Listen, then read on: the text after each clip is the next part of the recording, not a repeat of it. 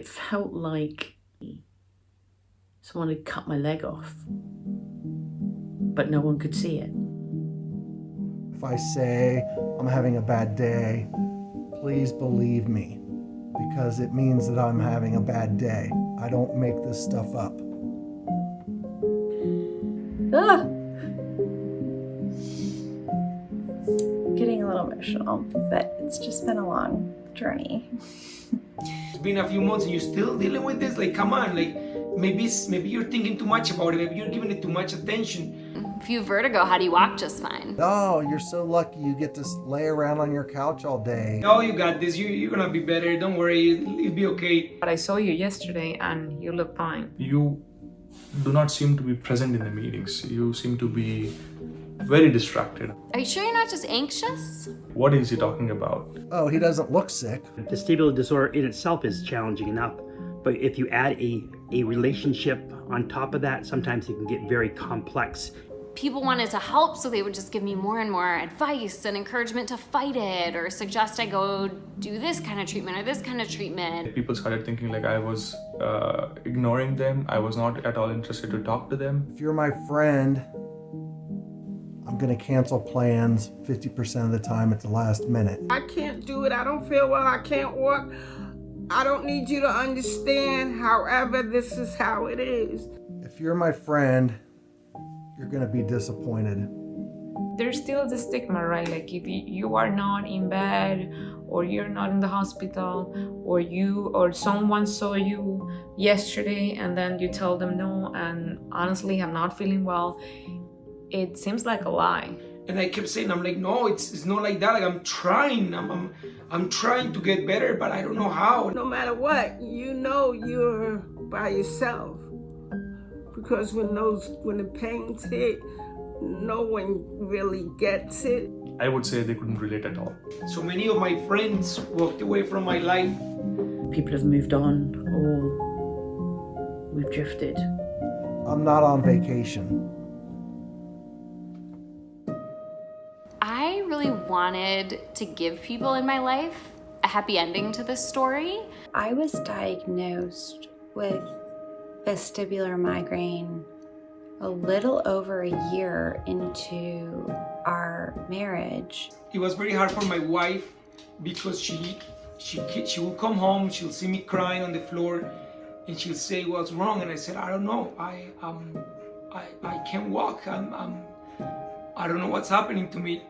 I didn't understand what was fully going on with me, and my husband, guys, they always want to fix things, and this was just something he couldn't fix. It was very difficult for me to tell them like what exactly is happening, because in the initial phases even I didn't know like what exactly is happening with me. I thought that there would be a point where I would get better and I could write this happy blog of how I figured it all out and I survived and got through it and it's over now, and that has not happened. It's been 3 years, so that was really hard in my relationships to kind of navigate. I usually wouldn't share my illness with other people unless they asked. They couldn't understand what I was telling them. I felt like I was letting people down. Because I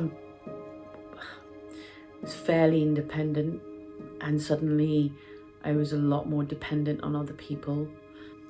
The number one biggest thing I deal with my relationships is guilt. The way I feel changes so much throughout the day. So it's really hard to commit to a plan. I had to kind of give up my role as the main breadwinner in our family. We enjoyed hanging out together, and all of that seemed to stop. I feel guilty that I can't be the kind of friend I want to be. I don't feel like I can be the person that I need to be. There's always this tension when my husband wants to do something that I can't do. I just felt like I was such a disappointment. I am not the same Lynn that he married, and I'm not the same Lynn that he thought I was going to be tomorrow. I felt like a burden to him. A lot more needy than I already am, I suppose. I was frustrated that he couldn't understand what I was going through, and he was frustrated that he couldn't fix it. The loss of independence it was a bit of a hard blow because I felt that I was weak. Sometimes that could make you feel less of a person than you actually are. I think it's been more challenging than I thought postpartum, and that has caused kind of a new wave of grief for me, in that I'm not the parent that I thought I would be or want to be a lot of times. My 12-year-old son will come and hug me and he said, "Daddy, you're gonna get better." Like, I know you'll get better. I know we can beat this. Whatever it is, we'll beat it. We'll beat it together. So I felt like I was letting him down. I felt like I'm supposed to be his dad. I'm supposed to be strong. I'm supposed to be there for him, but he was there for me instead. There were a lot of times that I didn't know if my husband would still love me. I went through a lot of depression and whatnot because I couldn't do the roles that I had been doing all my life. Sometimes I cry a lot because I feel like, when is it going to ever end?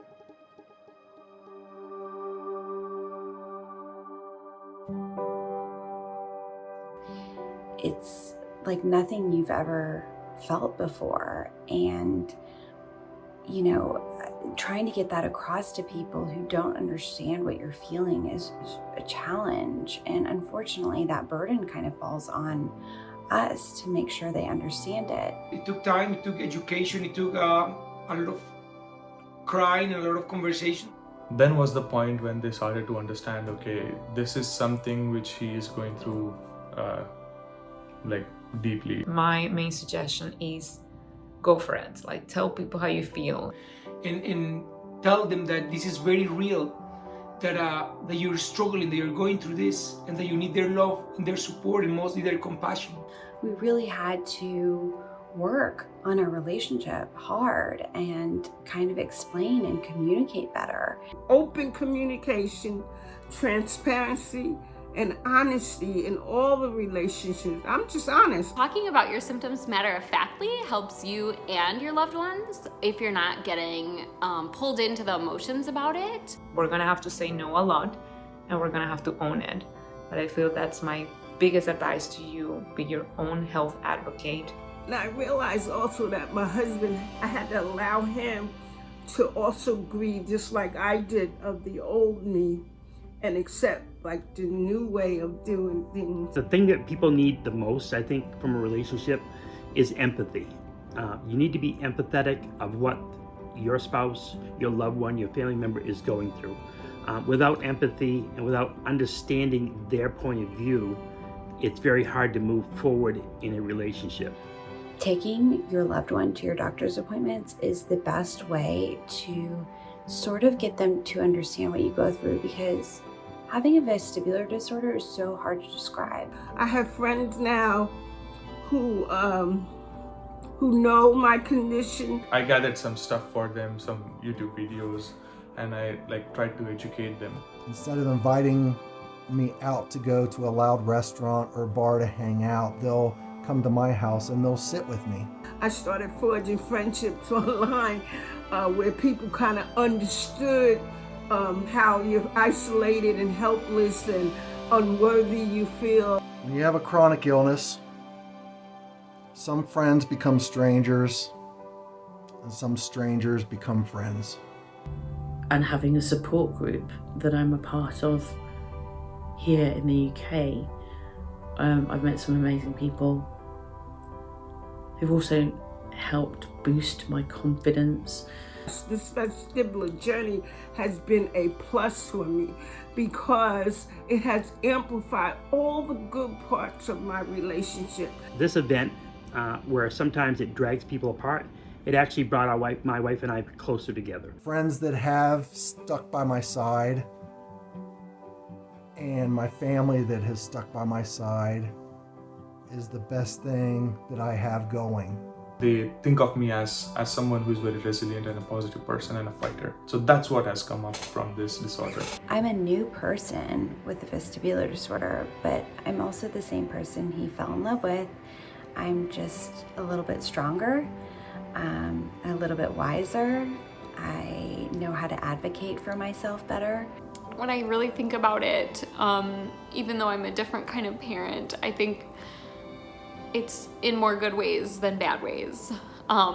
Because as she gets older, I think I'm going to be so much more compassionate and understanding, and I become a better person through this, which I think will make me a better mom. And I've learned to little by little try to get out of that shell and be very honest, and the people who matter in your life and the people who really want you to succeed and love you will understand that.